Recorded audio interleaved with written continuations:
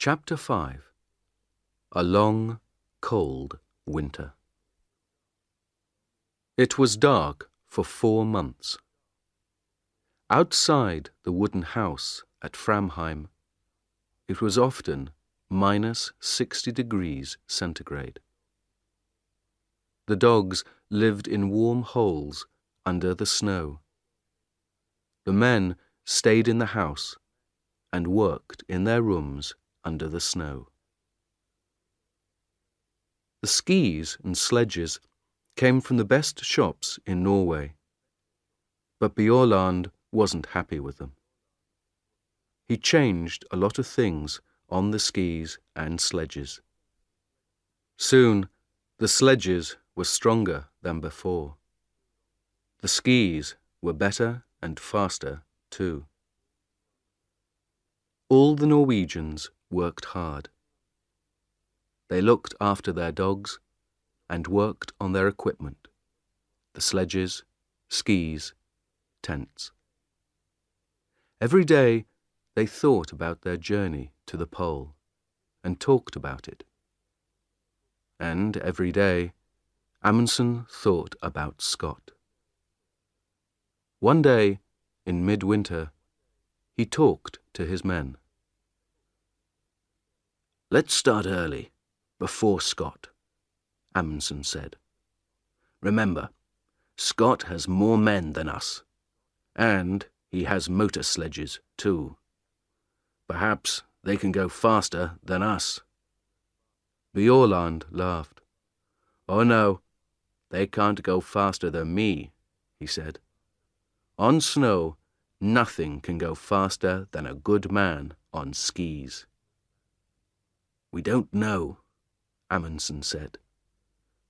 "You're the best skier in Norway, but you get tired, and dogs get tired too. Motor sledges don't get tired. They can go all day and all night." Johansen laughed angrily. "That's stupid," he said. "Perhaps the motor sledges can go all night, but the Englishmen can't." "The English can't win, Roald. They don't understand snow, but we do. And they're too slow." "Perhaps," Amundsen said, "but I want to win this race. So we're going to start early. Do you understand?" It was quiet and warm inside Framheim. Bjaaland looked at Amundsen and thought about the long, cold journey in front of him. He thought about the dogs in their holes under the snow and listened to the wind over the house. "When, Roald?" he said quietly.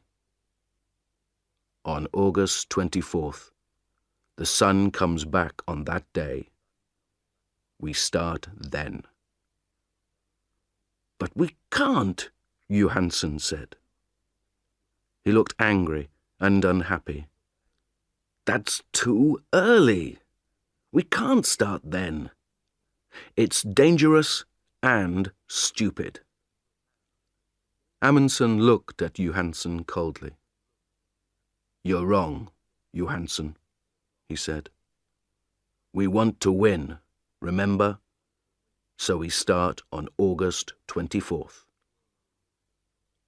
Bjaaland listened to the winter wind outside. In Scott's camp at Cape Evans, no one talked about Amundsen, and no one worked hard. They had good food, and they played football on the snow. They wrote a newspaper, the South Polar Times, and read books. No one learnt to ski, no one worked on the motor sledges. Twice, men went for long journeys across the snow. They walked and pulled the sledges themselves. Oates stayed at Cape Evans and looked after his ponies. Over the window in Cape Evans, Scott put a map of Antarctica. With a pen, he made a line from Cape Evans to the South Pole, and he put a little British flag at the pole. Under the map, Scott wrote the day for the start of their journey. "We start on November 3rd, he wrote.